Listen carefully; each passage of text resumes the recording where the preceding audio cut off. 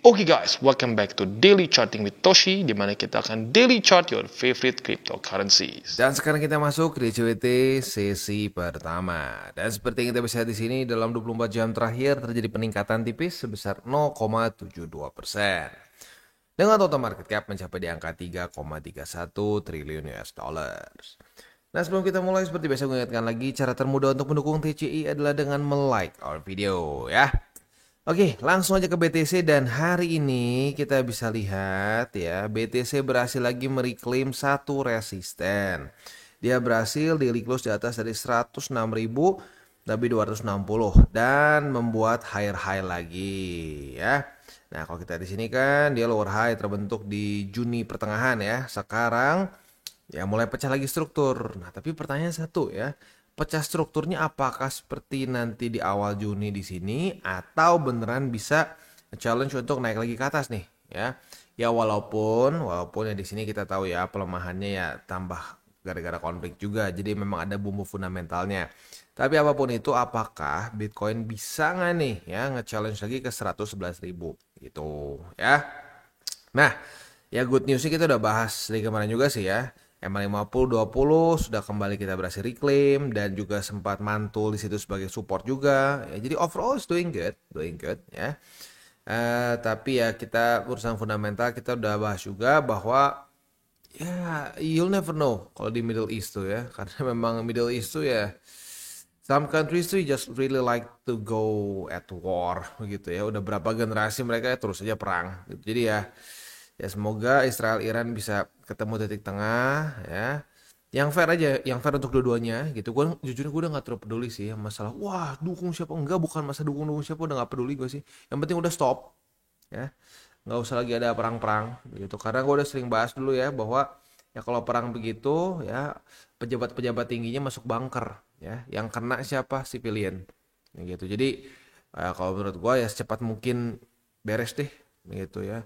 Mau siapa yang salah, udah dua-duanya salah ya. Stop begitu ya, supaya satu market jadi lebih enak, lebih tenang gitu ya, karena tidak ada ketidakpastian ya. Dan yang kedua ya sayang korban jiwa ya, mau sampai karena pasti akan saya tunjuk-menunjuk gitu. Wah, salah ini, salah itu. Ya udah salah semua. US salah, Iran salah, Israel salah, semua salah. Ya. Ya udah, moga-moga bisa berunding and then beres lah begitu ya. Next, kemarin Bang Jerome nih ya, Bang Jerome untungnya sama lagi nadanya, tidak ada perubahan ya. Jadi kalau bukan hari ini, yang kemarin itu ke ini ya, ke Senate Banking Panel. Nah, untuk yang hari Selasa kemarin dia itu ke Financial Services Committee, begitu, makanya dua kali gitu ya. Nah, intinya masih sama ya. Tapi sedikit ada perlawanan lah untuk Bang Jerome. Jadi ada perlawanan sedikit dari Bang Jerome ke Trump untuk yang statement kali ini ya. Kita langsung bahas aja. Jadi ya dia bilang masih tetap well position sesuai dengan hari Selasa kemarin. Nah, dia ngomong ya, tapi kalau sampai ya ini tarif atau duties ini akan nge-present a longer lasting impact ke prices, alias simpelnya membuat inflasi begitu ya. Nah, dia menyatakan bahwa the Fed akan lebih hesitant untuk reduce interest rate, akan lebih enggan untuk menurunkan suku bunga bank gitu ya. Nah, tetapi kalau sampai eh, ya apa namanya one time move-nya ini benar-benar yang nggak terlalu ngaruh, ya mungkin dia akan lebih comfortable untuk easing nanti di later in the year ya, di akhir tahun lah begitu ya.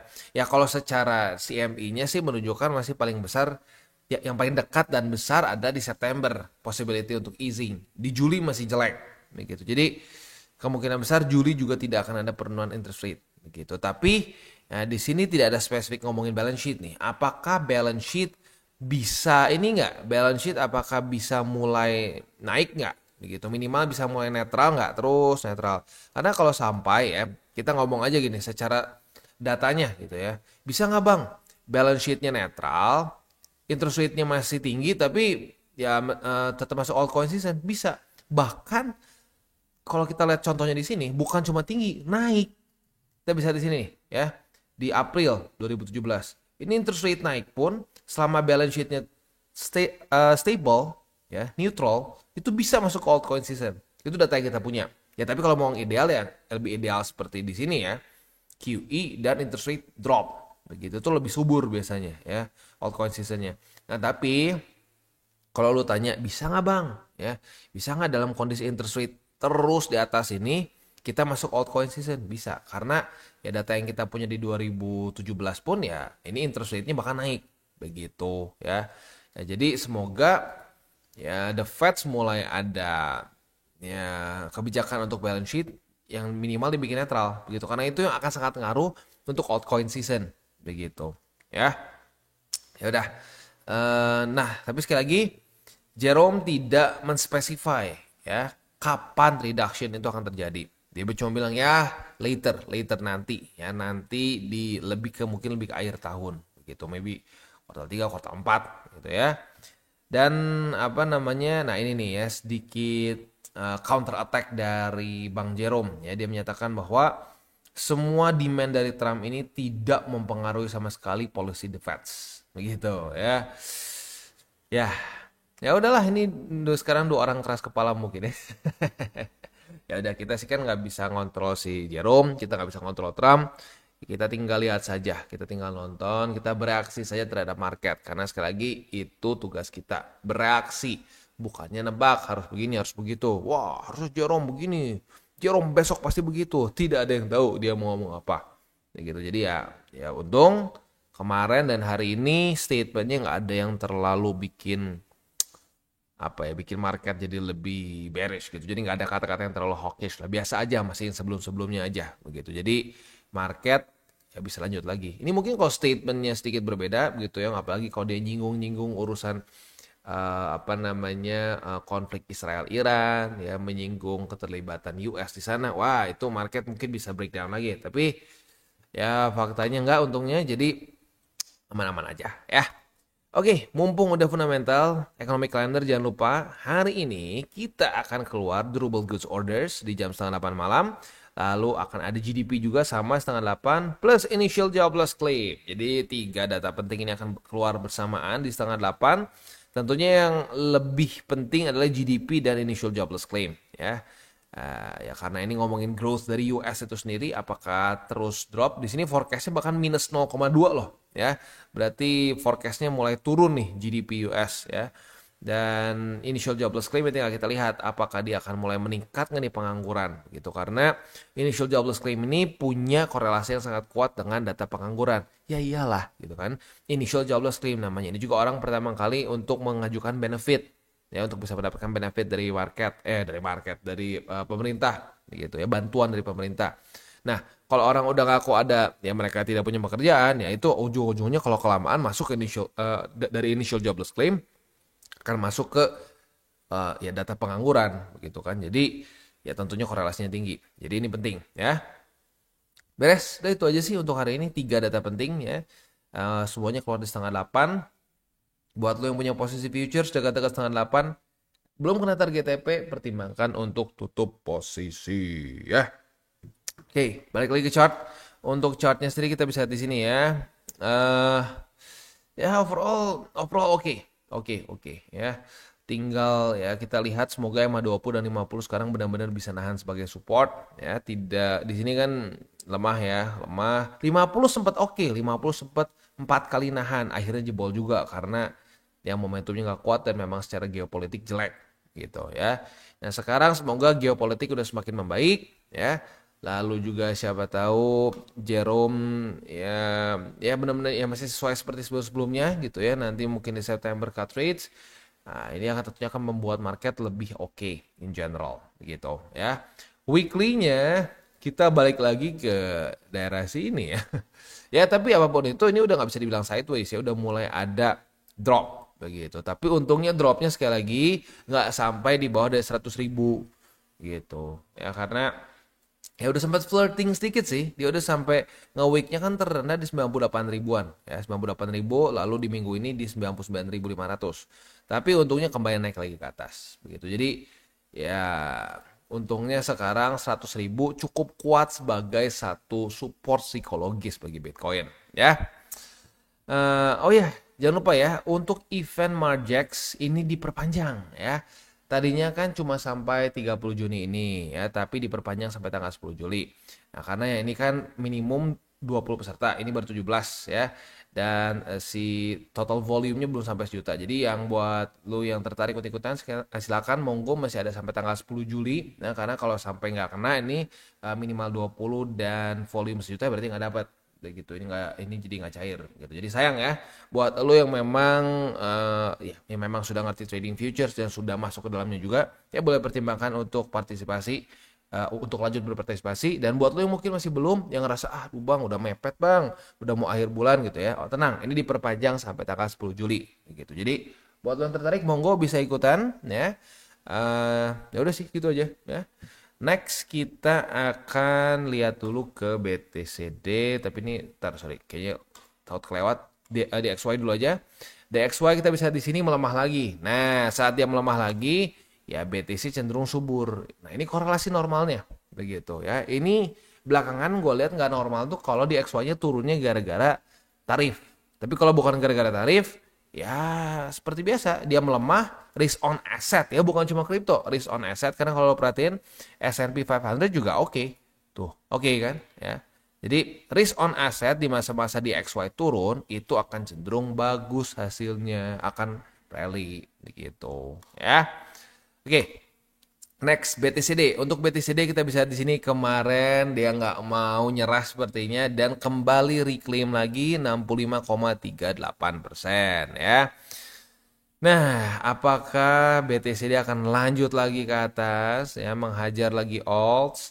Ya tapi minimal gini deh ya, lo perhatiin. Kalau BTCD-nya meningkat di masa-masa BTC USD-nya juga meningkat, nggak terlalu sakit ya, karena ya orang paling cuma komplain, gimana nih alts ya, kok performanya lebih lampan dibanding BTC. Ya itu masih oke ya. Orang cuma komplain kayak gitu. Nah, yang paling bikin muntah darah adalah lagi naik ya, lagi naik begini tapi BTC USD-nya turun. Wah, udah itu sakit perut ya. Ya bersyukurlah sekarang BTC USD-nya subur begitu. Jadi alts-nya cuma kayak nggak kemana-mana rasanya begitu. Itu masih lebih mending dibandingin BTC-nya koreksi, alts-nya terjun payung ya, masuk kerak neraka. Nah, itu pusing ya. Ya udah sih gitu aja mungkin ya. Untuk makronya selanjutnya kita tinggal masuk ke buy limit. Tetapi sebelum kita masuk ke buy limit, seperti biasa gue akan disclaimer dulu bahwa semua konten dari TCI bukanlah financial advice. Ini semua bentuknya adalah edukasi ya. Lalu bagaimana cara mendukung TCI? Ada banyak caranya. Lo bisa like our video, bisa share our video, atau juga bisa menggunakan link referral kita di bawah. Dan sekarang kita akan dengar pesan-pesan dari sponsor kita pada hari ini. Oke, today's video is brought to you by Margex. Dan Margex ini adalah suatu platform yang fokusnya lebih ke trading futures ya. Nah, yang menarik dari Margex, makanya sekarang sedang ada event trading competition dengan price pool sebesar 1000 USDT, dan setiap ada 1 juta USD dalam bentuk trades akan add 100 USD lagi ya. Ini berlangsung dari tanggal 25 Mei sampai tanggal 30 Juni. Jadi masih ada waktu yang cukup panjang ya. Nah, untuk event ini sendiri ya, quite simple ya, kita tinggal buka a single trade ya, dari $10 sampai 100 USD ya. Nah, di situ lo akan eligible untuk mendapatkan reward. Nah, ini untuk top 20 user. Jadi ya lagi-lagi ya, siapa yang paling tinggi maka dia akan menang gitu. Jadi untuk trading competition, sekali lagi 1000 USD dalam bentuk price pool, dan juga setiap kali ada tambahan volume sebesar 1 juta USD akan ada tambahan 100 USD lagi ya. Berlangsung dari tanggal 25 Mei sampai tanggal 30 Juni. Nah, untuk Margex sendiri ya, mereka itu seperti yang gue bilang tadi di depan ya, fokusnya lebih ke futures. Nah, di sini walaupun ya fokusnya ke futures, bisa juga convert lah. Untuk convertnya ini, lo bisa convert ke beberapa major cryptocurrencies ya. Kayak contoh, lo mau beli dari USD, misalkan mau ke mana? Ke BTC gitu. Nah, lo bisa beli gitu ya. Ke beberapa major cryptocurrency bisa ya. Nah, tapi baik lagi fokusnya lebih ke futures. Nah, selain itu juga buat lo yang mungkin memutuskan sudah ya, lo pengen belilah beberapa major cryptocurrency di sini, jangan lupa di sini juga ada earn, ada staking ya. Nah, staking ini bisa lo manfaatkan untuk bisa mendapatkan yield dari kripto yang sudah lo akumulasi gitu ya. Nah, selain itu juga ya, di sini kita ada copy trading. Nah, untuk copy trading ini ya tentunya buat orang-orang yang mungkin merasa, bang, gua udah coba trading sendiri nih bang, tapi mungkin gua ngerasa masih belum puas. Kayaknya ada orang lain lebih jago daripada gua. Nah, lu boleh lihat misalkan di sini ya. Lu bisa lihat dari misalkan ROI tertinggi, follower terbanyak, lalu equity mereka dan banyak lagi. Setelah itu lu bisa follow ya. Nah, itu sih kurang lebih ya untuk di Margex. Sekali lagi, mereka eventnya itu masih berjalan cukup panjang ya sampai akhir Juni. Price poolnya sebesar 1000 USD dan ini diambil top 20 dari user yang mengikuti kompetisi ini ya. Nah, selain itu juga mereka itu ada ini apa namanya ada bonus up to 10.000 USD dalam bentuk deposit bonus ya. Nah, tentunya bukan buat IWD ya, tapi misalkan lu masukin 10.000. Nah, itu akan 20%-nya dalam bentuk kayak semacam kredit lah ya. Nah, kredit itu berguna untuk apa? Berguna untuk lu buka posisi ya, tapi ya kasarnya nggak pakai duit lo. Jadi kayak inilah, kayak kredit di mana nggak akan ngurangin hasil depo lu. Begitu ya.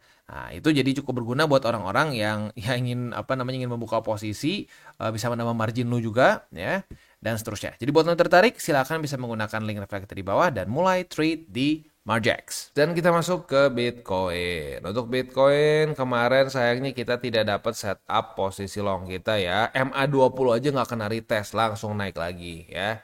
Jadi ya nggak ada setup futures yang kemarin itu ya jadi nggak kena ya. Nah untuk hari ini retest 1 retest 2 sudah terjadi di angka 107.249. Tapi sayangnya terjadinya tadi ya nggak subuh sih, tadi pagi ya jam 8. Tapi ya gue belum setup jadi nggak dapat ya. Bagi lu yang bangunnya lebih pagi mungkin dan udah setup ya sekarang mungkin masih dapat ya udah dapat posisi shortnya ya. Sekarang lagi minus nih, tapi ya nggak apa, kita lihat aja sampai nanti ya. Kalau sampai setengah 8 masih minus juga ya berarti ya sudah lebih baik amannya sih ya tutup posisi begitu. Tapi kalau sampai by the time setengah 8 juga dia lu udah profit, ya kalau lu konservatif lebih baik ditutup begitu. At least itu ya buat perspektif orang-orang yang konservatif gitu ya. Ya paling enaknya sih ya kena di 106.260 ya. Jadi buat lo yang punya posisi short di sini target TP-nya di angka 106.260. Oke, untuk posisi spot ada di angka 106.260, lalu MA20 dan 50 yang sedang sangat dekat di sini ya. Dan juga di sini 104.000 lebih 987 ya. Next kita masuk ke Ethereum. Untuk Ethereum kemarin juga tidak ada retest padahal menyebalkannya tanggal 24 Juni ini dia retest ke resisten dan support gitu. Sayangnya nggak ada yang di retest sama sekali ya. Jadi cuma dia sideways saja gitu kemarin ya. Dia nggak ya sideways lah ya. Kalau lo perhatiin di hourly-nya ya flat gitu kan ya. Ya dan selain dari itu juga ini sebenarnya membuat suatu bearish pairing top yang cukup gendut lah gitu ya. Nah, tapi hari ini kita bisa lihat ya mungkin kebawa oleh BTC ya dan rally dengan cukup signifikan. Kalau kita lihat di sini ya, dia itu rally sebesar 4,17%. Not bad, not bad ya. Nah, untuk posisi futuresnya ya kita lihat aja besok gimana ya, di close di mana karena ya sekarang belum ada setup sama sekali. Untuk posisi spotnya ada di angka 2363, 2294 dan di 2240. Nah, sebelum kita tutup DCWT sesi pertama ini mungkin ya ada wejangan tipis-tipis ya. Wejangan tipis-tipis ini lebih untuk ke ya sebenarnya kalau dibilang newbies juga nggak ya, karena masih banyak juga yang udah lama tapi masih tetap jatuh di lubang ini juga ya. Jadi ya masalah emosi di market begitu ya. I get it ya, sometimes memang kita akan ada emosi di market, ngerasa kita kayak dimainin gitu ya. Wah gila nih ya, terutama di masa-masa di sini nih ya. Banyak yang aduh panic selling ya, panic selling udah gitu pas naik lagi kerasa ini market ngapain sih? Market ngapain sih ini bikin gue rugi terus gitu. Ini kayaknya market sengaja kayaknya mau bikin gue boncos gitu ya. Dan sebenarnya normal punya perasaan seperti itu ya. Nah tapi gini gue ingetin sekali lagi, saat lo punya perasaan seperti itu ya berarti apa? Berarti lo sebenarnya masih belum bereaksi terhadap market. Lo masih belum benar-benar bereaksi terhadap market. Lo masih menaruh keinginan lo harus begini, harus begitu. Gue perlunya begini, gue perlunya begitu. Nah, secepat mungkin lu sadar bahwa market tidak peduli, ya semakin cepat juga lu bisa improve, gitu, ya. Dan ya makanya kenapa DCA itu benar-benar king menurut gua, ya. Kenapa ya? Karena DCA itu bisa bikin lu jadi tidak ada stres sama sekali. Jadi lu bisa berpikir secara clear, gitu, ya. Ya jadi ya gue harap sih, ya gue harap untuk ya bukan cuma para newbies ya, lagi-lagi gue bilang bukan cuma para newbies, tapi untuk bahkan intermediate pun gitu ya. Kalau advance mungkin udah enggak lah ya. Tapi untuk intermediate ya kadang-kadang kalau sampai lo masih kerasa bahwa aduh market ini ya bla bla bla begini begitu ya kerasanya tidak sesuai seperti yang kita inginkan ya memang karena market tidak peduli sama yang kita inginkan begitu ya jadi ya makanya gue pernah bilang kan analoginya adalah kita bayangkan market ini seperti mantan kita yang paling kejam. Nah sekarang kalau lo tahu mantan lo paling kejam, lo mau berharap sama dia, berharap atau lo ekspektasi dia melakukan apa gitu ya, nope, nggak akan terjadi begitu. Jadi ya secepat mungkin lu sadar, lu jadi tahu untuk menanganin dia kan gitu, menangani market begitu ya. Nah, ya mungkin di waktu bersamaan juga congrats buat lu yang terus beli waktu turun. Karena selain dari komen-komen yang aduh bang ini market gimana sih ya, ada juga komen-komen yang mantap bang, asik nih ya, gara-gara DCA lu ya sekarang makin profitable lagi ya. Nah kalau sampai lu dalam kategori yang itu ya berarti lu sudah benar-benar menjalankan SOP ya. At least SOP kita kan ya, kalau SOP lu sama kayak gue ya berarti mirip-mirip ya. Lu dapat di angka 100 berapa nih, 103.000, dapat di angka 101.000, bahkan week terdalamnya sampai di 100, bukan 100, bahkan lu sampai dapat di 98 ribuan begitu ya.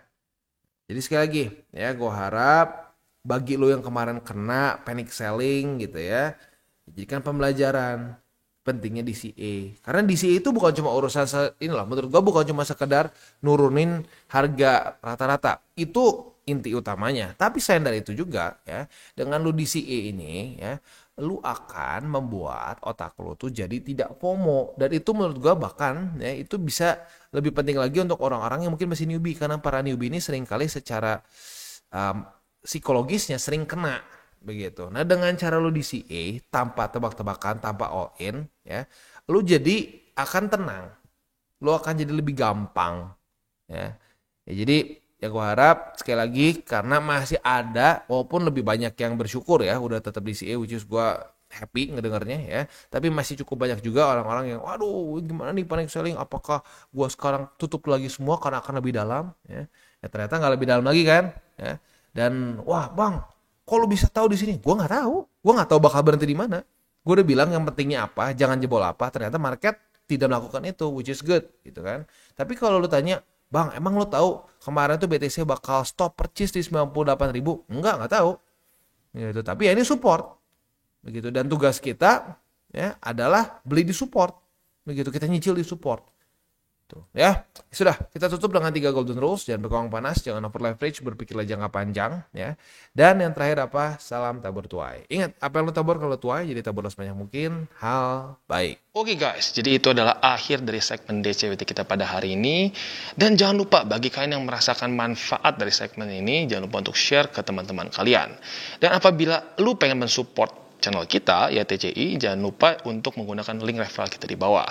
Nggak wajib ya, tetapi apabila lu menggunakan link referral kita di bawah, ada macam-macam ya, dari Bybit, Huobi, Maxi, toko kripto dan banyak lagi ya. Ya walaupun nggak wajib, tapi kalau menggunakan link referral kita, lu secara langsung membantu perkembangan dari TCI. Dan satu lagi, jangan lupa juga untuk join Telegram group kita, di mana kita bisa ngobrol-ngobrol santai mengenai dunia cryptocurrency secara dua arah. So, jangan lupa untuk like, subscribe, click the bell icon, and see you on the next video.